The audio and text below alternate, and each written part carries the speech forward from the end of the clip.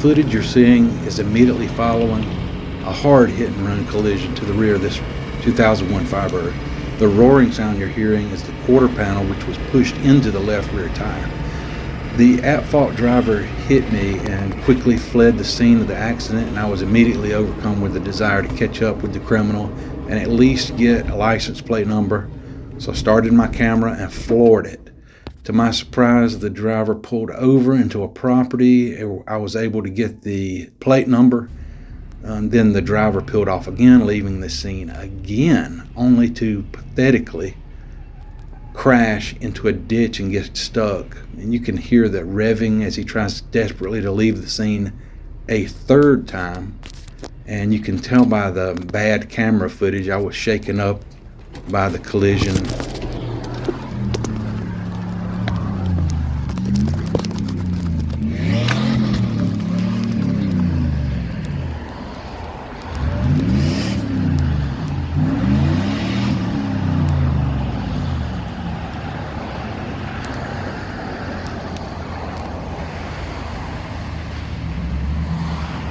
As if this isn't sickening enough on its own, it does get worse.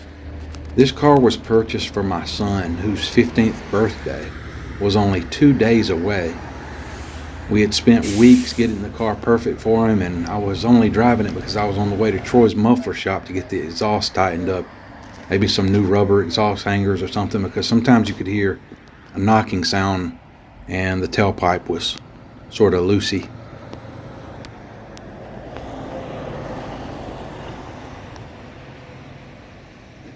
My dad was able to bring a pipe so we could get that quarter panel rolled out a little bit so I could get it home that day.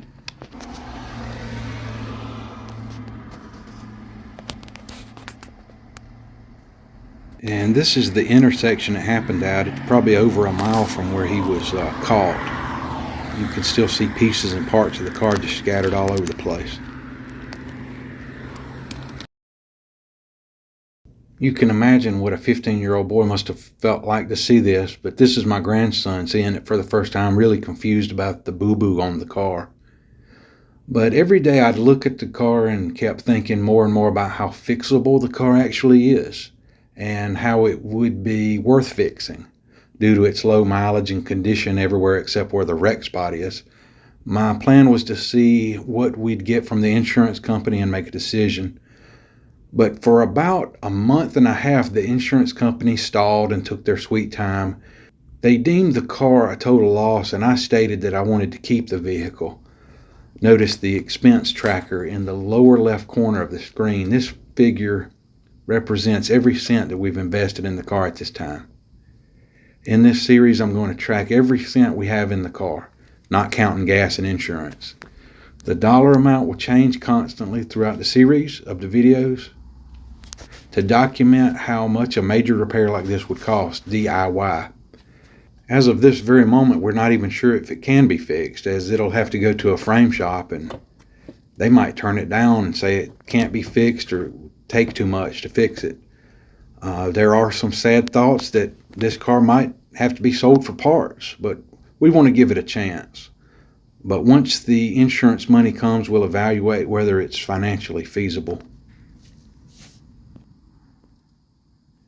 Now, what a frame shop would even be doing for us is just getting the car lined back up, all the reference points for us to be even able to install another quarter panel on this car, which I'm told it's very, very difficult to install a quarter panel on this car, but I'm up for it. But a frame shop would get all that stuff, the frame where it's kinked right there, and other places where the quarter panel would mount around the edges lined up enough to give us the ability to replace the quarter panel.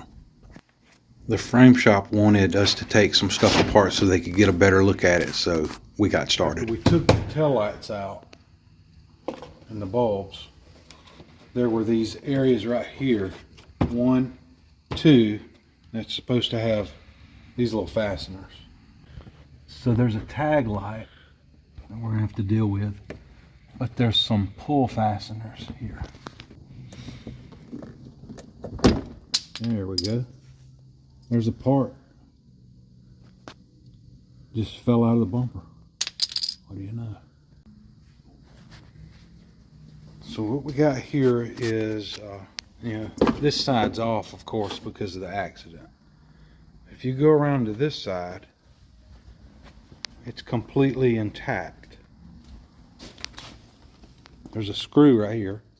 So about 5 months into this whole ordeal, the insurance company finally gave a payout. So let's update the expense tracker. I got $690 for not using a rental car this whole time. $750 for pain.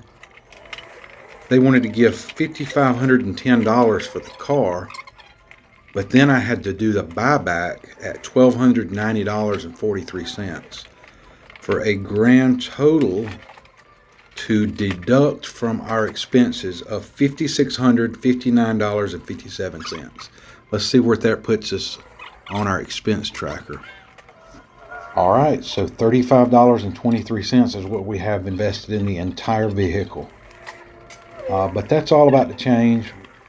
The expenses are going to start pouring in fast.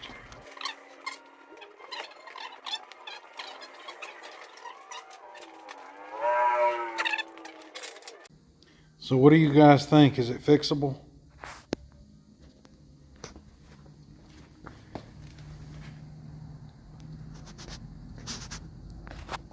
It looks okay from here over.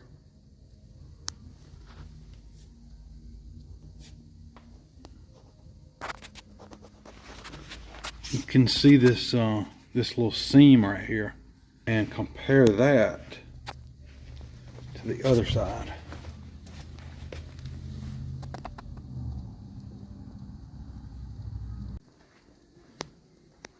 If they're able to, I'm still going to need a deck lid spoiler or a whole deck lid, a quarter panel.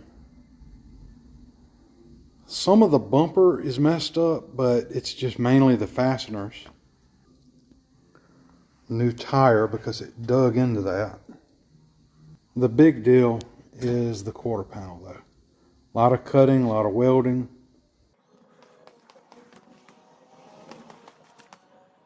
All these studs on this good side. And then if you look at the impact side, you've got a broken place here, broken, and broken again. We're headed to the frame shop this morning to see if they can do anything about this and get a price on it. Alright, I just got back from the frame shop, and it looks like it's going to be about $1,000 to pull this frame. They're going to make sure that everything's square as far as the axle to the front end. There is some major damage here to the frame rail itself, but he assured me that when this thing is pulled, it's going to bring this gap back into spec, and that everything would be in line to where we can begin the replacement. Several points of emphasis. This back bumper area will be straight.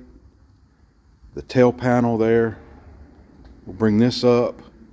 What it's going to do is also, when everything's straightened, it's going to probably bring this back into alignment, which it looks terribly malformed, but it should come back into shape, and we'll have $1,000 total invested in the entire car. And we'll start trying to find a donor vehicle for a quarter, and a rear hatch, maybe a rear bumper because some of the mounting points are broken, a tail light, which they're kind of expensive. We'll see what we can do. It should be kind of an adventure. So before we take this back to the frame shop, we're going to strip all this interior out. We've already taken out the speakers and the little panels. We're about to get these little hooks with a star. We got the spare tire out, the T-top bag, the T-top cover, I mean. And they should have plenty of room to see what they're doing. And we got all the carpet out, and we noticed somebody had done the hack job that makes the fuel pump accessible. And we got everything out, so everything's clear. Let's take a look.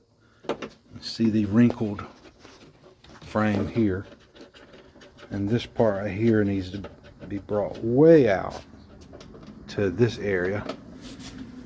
He's going to have a lot of pulling to do. Some of this is probably 18 inches out of place. But we're very fortunate that it didn't harm the door. And everything else is fairly in alignment. It's all the damage is isolated to this one spot right here. Otherwise, this car would not be fixable. At least not worth fixing. This is right on the edge of worth fixing.